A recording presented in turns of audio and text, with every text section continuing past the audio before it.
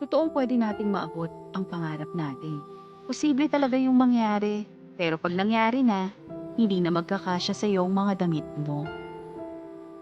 Love, babae, lahat kumukupas habang tumatagal. Pare-pareho ang mga lalaki, no? Mahilig sila sa magagandang babae, lalo na kapag bata. Tama ba ako? Oo, totoong maraming ang lalaking ganon. Dahil sa itsura mo, akala ko, hindi ka concerned sa sarili mo. Kung gusto mong pumayat, mag-exercise ka at huwag kang uminom ng pills ng ganun. At huwag ka rin gumamit ng support belt. Dapat maging matatag ka. I-train mo siya hanggang sumuko siya. Maliwanag ba yan? Kailangan kong gawin din yung lap? Gagawin mo yon ng maraming beses. Paulit-ulit yon.